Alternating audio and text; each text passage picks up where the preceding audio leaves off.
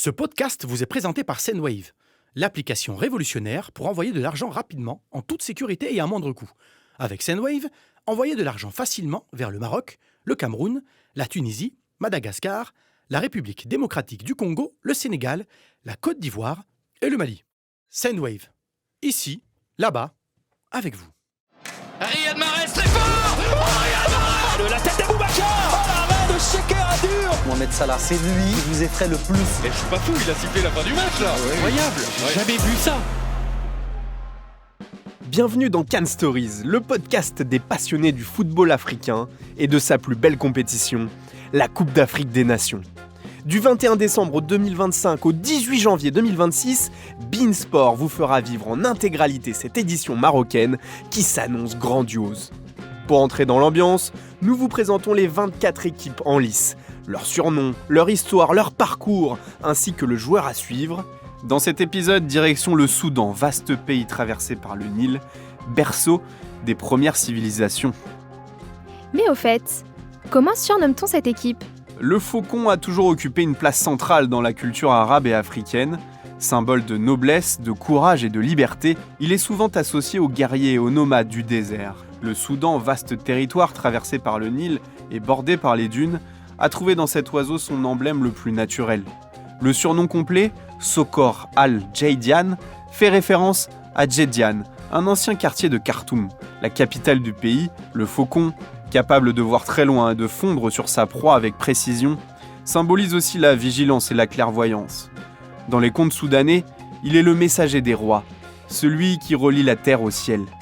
Si cela ne suffisait pas, le Soudan porte aussi un autre nom totem, celui des crocodiles du Nil. Un surnom puisé dans les eaux mythiques du fleuve qui traverse le pays du sud au nord. Le crocodile, animal à la fois sacré et craint, symbolise la force tranquille, la patience et la longévité. Des qualités qui définissent aussi cette équipe, pionnière du football africain. Et qu'en est-il de leur histoire à la CAN ? Oui, le Soudan est un pionnier puisqu'il fait partie des 4 membres fondateurs de la Confédération africaine de football qui ont organisé la première CAN en 1957 et qui s'est déroulée au Soudan d'ailleurs. Dans ce tournoi à 4, le Soudan ne parvient pas à atteindre la finale, stade de la compétition qu'il atteindra finalement en 1959 et 1963, mais c'est en 1970 que les Faucons parviennent enfin à atteindre le Graal.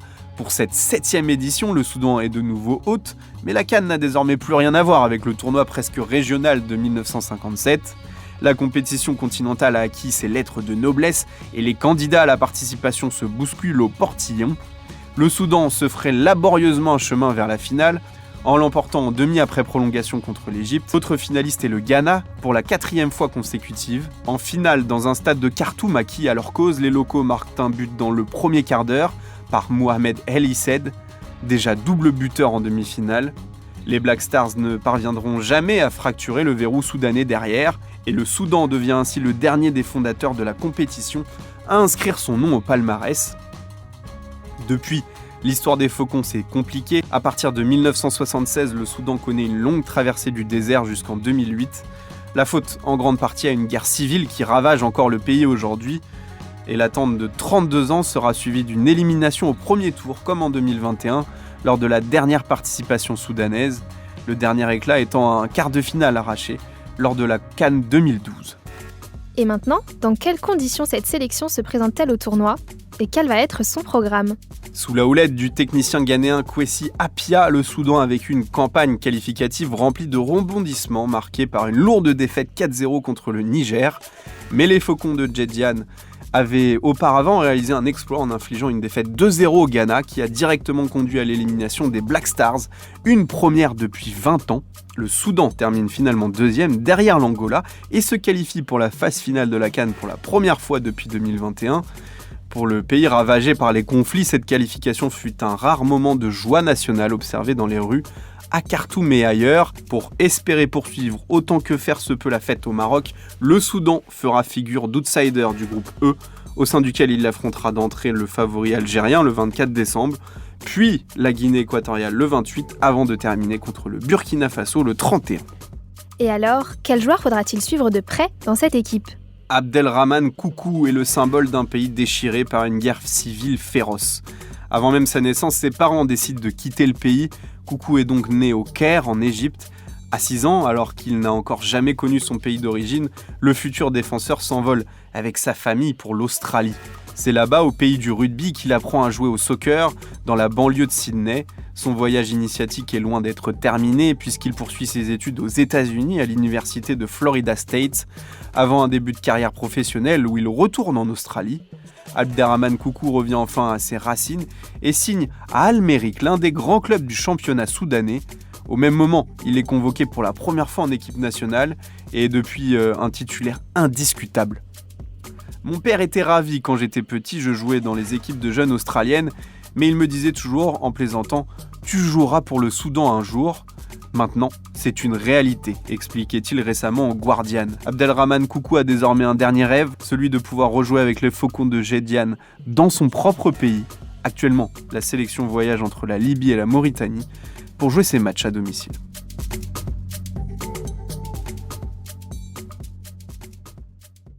Direction le Burkina Faso, au cœur de l'Afrique de l'Ouest, un pays enclavé entre savane dorée et terre rouge. Mais au fait, comment surnomme-t-on cette équipe ? Les Talons. Si ce noble cheval, au galop tranquille, vous semble anodin, il est pourtant au cœur de l'identité de l'équipe nationale du Burkina Faso. Le surnom rend hommage à Yanenga, princesse guerrière légendaire du XIe siècle, mère fondatrice du peuple Mossi et figure emblématique donc du Burkina Faso. On raconte qu'elle s'enfuit à cheval de l'ancien royaume de Dagbon, aujourd'hui le Ghana, rencontra un chasseur nommé Rialé et donna naissance à Ouedraogo, littéralement cheval mâle, en hommage à l'étalon qui la porta vers la liberté. Le cheval, cette monture vaillante, symbole de puissance, de noblesse et de dignité, s'impose naturellement dans l'imaginaire national. Sur les armoiries du pays, l'étalon blanc figure fièrement. Dans le domaine sportif, appeler l'équipe les étalons ne relève donc pas d'un simple clin d'œil, mais d'un acte de fierté historique. Ces joueurs sont des héritiers d'un long cortège de cavaliers et de guerriers qui ont forgé le pays. Et qu'en est-il de leur histoire à la CAN ? Les suiveurs du football africain se demandent encore comment le Burkina Faso s'est retrouvé à jouer une finale de Coupe d'Afrique des Nations il y a près d'une décennie. C'est pourtant bien ce qui est arrivé le 10 février 2013 à Johannesburg, en Afrique du Sud. Si les étalons ont déjà accédé au dernier carré en 1998, lors de leur propre CAN, jamais ils n'ont joué une finale qui les oppose cette année-là au Nigeria. Pour y arriver, les hommes du sélectionneur belge Paul Putt ont dû renverser les montagnes. Rien n'a été épargné aux étalons, qui ont eu la mérite de remporter un groupe C comprenant notamment le tenant du titre zambien et le Nigeria. La suite a été encore plus mouvementée avec la blessure de son buteur, Alain Traoré, forfait pour le reste de la CAN, une prolongation ensuite en quart contre le Togo, avant une demi-finale polémique face au Ghana, marquée par la désormais fameuse affaire Pi3Pas, injustement exclue comme l'a lui-même reconnu l'arbitre tunisien Slim Djididi. L'attaquant de Rennes et pièce maîtresse des étalons avait finalement été blanchi et rétabli dans son bon droit pour disputer la finale. Une finale finalement perdue par le Burkina Faso, quelque peu crispée par l'enjeu. Signe que cette génération fut bien dorée, elle réussira à retrouver le podium de la compétition 4 ans plus tard en 2017, après une défaite en demi-finale contre l'Égypte. Et maintenant, dans quelles conditions cette sélection se présente-t-elle au tournoi ? Et quel va être son programme ? Hormis le Maroc qualifié d'office, le Burkina Faso fut le premier pays à obtenir son billet pour la CAN 2025. Au terme de la 4e journée, une victoire 2-0 sur le Burundi. Une performance remarquable pour les hommes de Brahma Traoré, venu remplacer sur le banc le français Hubert Vellu à l'issue de la CAN 2024. Les étalons figuraient aussi dans le groupe des Malawi et surtout du Sénégal qu'ils étaient parvenus à tenir en échec un partout dès la première journée. Au Maroc, le Burkina Faso figure dans un groupe homogène avec tout de même l'Algérie en tête de gondole, qu'il affrontera lors de la 2e journée le 28 décembre. Avant cela, les étalons devront prendre des points face à la Guinée équatoriale le 24, avant de terminer contre le Soudan le 31. Et alors, quel joueur faudra-t-il suivre de près dans cette équipe ? Hervé Kofi, 29 ans, incarne la persévérance. Fils de Hyacinthe Kofi, ancien milieu de terrain international des années 90, il a choisi de tracer sa propre voie. Non pas au milieu du terrain, mais avec ses mains et entre les poteaux. Très tôt, on lui attribue une comparaison flatteuse avec un autre gardien, Steve Mandanda, son modèle. Passé par la SEC Mimosa, pépinière légendaire d'Afrique de l'Ouest en Côte d'Ivoire, Kofi se révèle au grand jour lors de la CAN 2017, où il porte les étalons jusqu'à cette mémorable 3e place. Son talent attire alors le LOSC, Mais le gardien doit encore faire preuve de patience, dans l'ombre. Prêté successivement au Portugal puis à Charleroi, en 2024, l'appel du RC Lens sonne comme une consécration. Il doit préparer l'après Brice Samba. Pourtant, le rêve tourne court. 5 défaites en 6 titularisations et le vent tourne. Mais Kofi n'est pas un homme à renoncer. Quand Angers lui tend la main à l'été 2025, il y voit une nouvelle chance de se relever. Explosif sur sa ligne, maître dans les airs, il réalise un début de saison impressionnant sur les bords du Maine. À l'approche de la CAN 2025 au Maroc, et alors qu'il se présente comme un des cadres des étalons, Kofi nourrit une ambition claire, revivre la magie de 2017, voire même plus.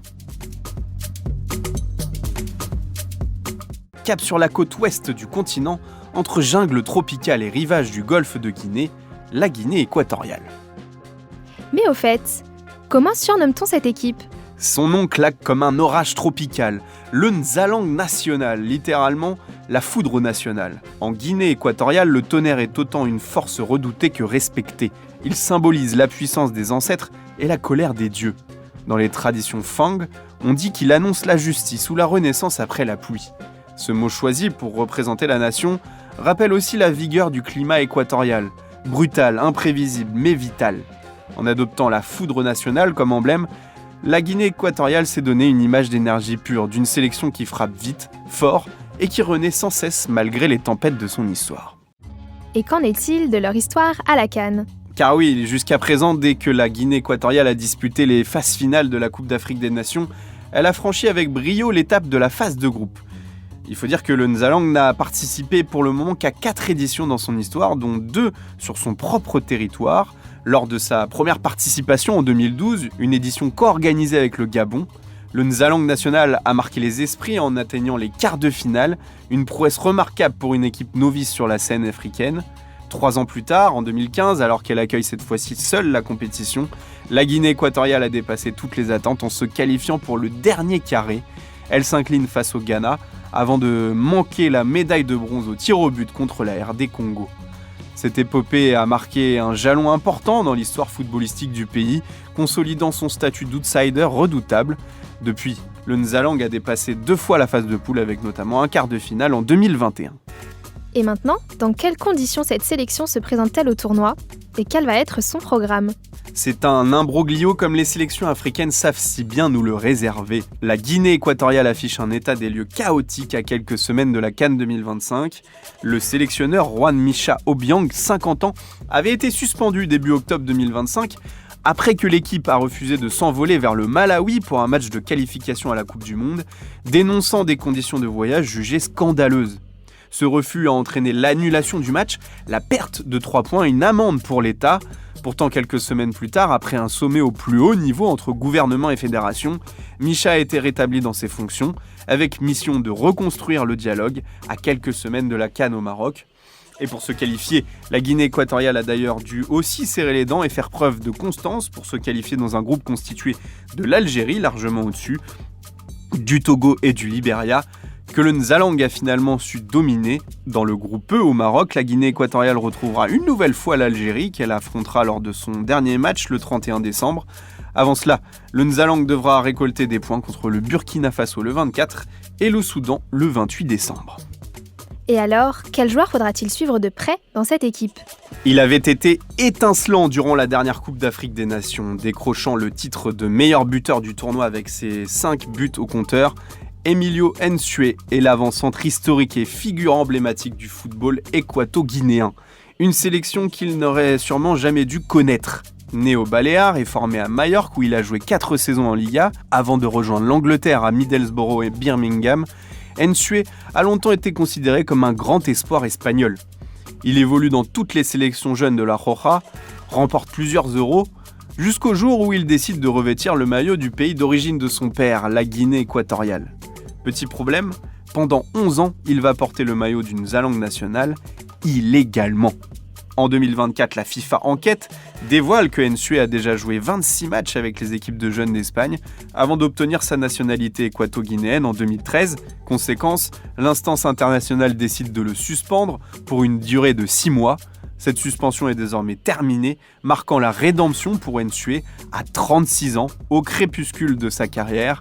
Et au Maroc, il entend bien réaliser un dernier barou d'honneur. C'est bien connu, en Guinée équatoriale, après la pluie, vient le beau temps. Cap au nord du continent africain, sur l'immense territoire de l'Algérie, géant du Maghreb qui déroule ses paysages du bleu intense de la Méditerranée à l'infini doré du Sahara. Mais au fait, comment surnomme-t-on cette équipe ? Le Fennec, si ce petit renard des sables aux grandes oreilles paraît tout mignon, tout chétif, il est aussi l'un des symboles les plus puissants de l'Algérie. Habitué aux conditions extrêmes du Sahara, il incarne la ruse, la résistance et l'agilité. Des qualités que les supporters attribuent volontiers à leur équipe nationale. Ce petit canidé vit en grand nombre dans les régions désertiques du sud du pays, où il se faufile entre les dunes à la recherche de proies, survivant là où peu d'espèces le peuvent. Dans les années 70, et véritablement lors de la Coupe du Monde de 1982, pour sa première participation, la sélection algérienne a hérité de ce surnom. Une manière d'affirmer son identité géographique et son tempérament combatif, à l'image de ce renard insaisissable. Il faut néanmoins noter que beaucoup d'Algériens considèrent les Verts comme le vrai surnom de l'équipe d'Algérie, celui qui avait été adopté dès la création de l'équipe nationale. Et qu'en est-il de leur histoire à la CAN ? L'histoire dorée des Fennecs se divise en deux générations bien distinctes, de près de 30 ans d'intervalle, de la génération Madjer à celle de Mahrez. Tout débute au Mondial 1982, lorsque les Fennecs créent la sensation en battant la puissante Allemagne de l'Ouest lors de leur tout premier match en Coupe du Monde. Un exploit resté gravé dans la mémoire du football africain. Cette équipe, emmenée par des icônes comme Rabat Madjer, Lakhdar Belloumi ou Salah Assad, atteint finalement son apogée 8 ans plus tard, en 1990, en remportant la première Coupe d'Afrique des Nations de l'histoire du pays, à domicile, dans une ambiance et une ferveur populaire inoubliables. Près de 3 décennies plus tard, une nouvelle génération est venue raviver la flamme de ses glorieux aînés.